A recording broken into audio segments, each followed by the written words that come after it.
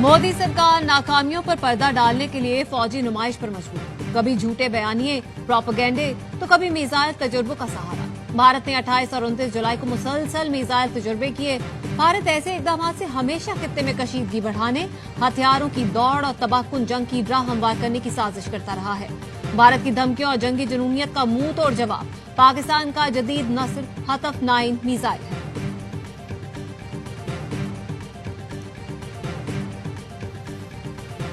फितना खवारिज और फितना हिंदुस्तान भारत की नाकाम प्रॉक्सीज। जंग में शिकस्त के बाद भारत इनके जरिए पाकिस्तान में अदम इस्तेहकाम पैदा करना चाहता है। इन तंजीमों का भी वही अंजाम होगा जो भारत का हुआ। फील्ड मार्शल सैयद आसिम मुनीर का नेशनल वर्कशॉप बलूचिस्तान के शुरका से इजहार ख्याल। भारत की जानिब से दहशतगर्द तंजीमों की पोशपनाही की शदीद मजम्मत की। कहा, पाकिस्तान इलाकाई अमन के लिए पुरअज़्म है। हर किस्म के अंदरूनी और बैरूनी खतरे का मुंह तोड़ जवाब देने की मुकम्मल सलाहियत रखता है। दहशतगर्दी के खिलाफ एक मुत्तहिद कौमी मौक़िफ़ नागुज़ीर है। फील्ड मार्शल ने बलूचिस्तान में पायदार अमन, तरक्की और कौमी यकजहती की जरूरत पर जोर दिया।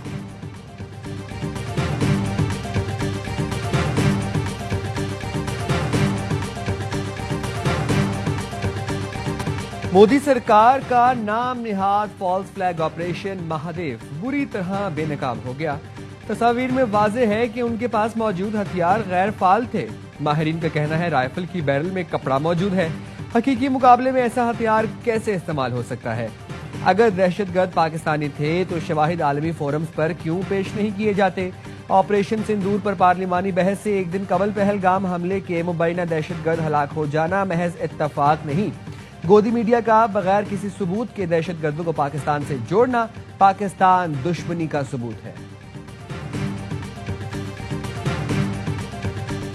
रूस के शहर कमचटका में 8.8 शिद्दत का जल्जिला, सुनामी वार्निंग जारी। जल्जिले के बायस इमारतें लरस गईं, घर गिर गए, मुतादिद अफराद जख्मी। अमरीकी जियोलॉजिकल सर्वे के मुताबिक जल्जिला रूस के मशरिकी साहिल के करीब आया। समुद्री लहरें 3 से 4 मीटर बुलंद हुई। अमेरिका, जापान और चीन में भी सुनामी की वार्निंग जारी कर दी गई। टोक्यो में न्यूक्लियर प्लांट खाली करा लिया गया। अमरीकी रियासत हवाई में लोगों ने जजीरा खाली कर दिया। कमचटका के गवर्नर का कहना है 1952 के बाद ये शदीद तरीन जल्जिला है।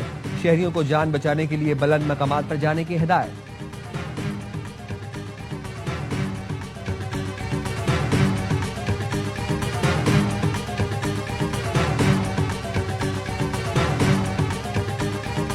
खैबर पख्तूनख्वा में अमन और अमान की सूरत हाल पर एपिक्स कमेटी का इजलास। आला सिविल और अस्करी हुकाम की शिरकत। वज़ीर आला यमीन गंडापुर इजलास की सदारत कर रहे हैं।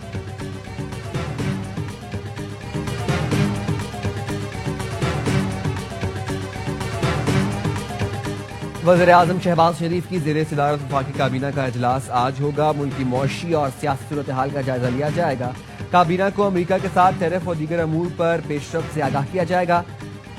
इजलास में आर्टिफिशियल इंटेलिजेंस पॉलिसी की मंजूरी ली जाएगी। मॉनसून बारिशों से मुतालिक रिपोर्ट भी पेश की जाएगी।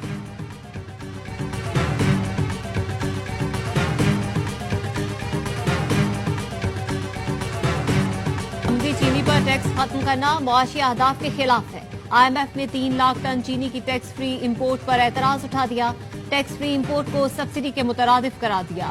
मौक़िफ़ अपनाया, हुकूमत पाकिस्तान बजट में मुख्तस सब्सिडी ही दे सकती है। FBI के नोटिफिकेशन में इंपोर्टेड चीनी पर सेल्स टैक्स 18 से कम करके 0.25% किया गया है।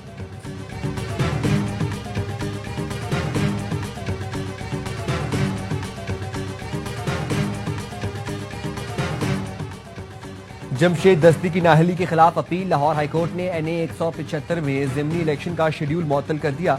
जमशेद दस्ती के खिलाफ इलेक्शन कमीशन की जानिब से जारी करप्ट प्रैक्टिसेस की कार्रवाई भी मुअत्तल कर दी गई। अदालत ने अटॉर्नी जनरल को आइंदा समाअत पर मुआवनत के लिए तलब कर लिया। इलेक्शन कमीशन को भी नोटिस जारी।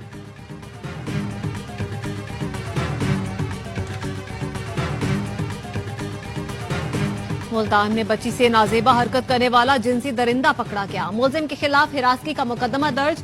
CCT टीम का गिरफ्तारी के लिए छापा। मुलजिम ने बौखलाहट में फायरिंग कर दी, अपनी ही गोली से जख्मी हो गया।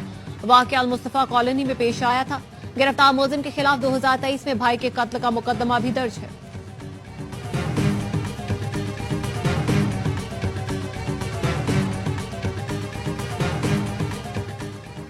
और यौम आज़ादी शायान शान तरीके से मनाना हम सब की जिम्मेदारी है। मार्का हक जश्न आज़ादी में कारोबारी बरादरी की भरपूर शिरकत की जरूरत है।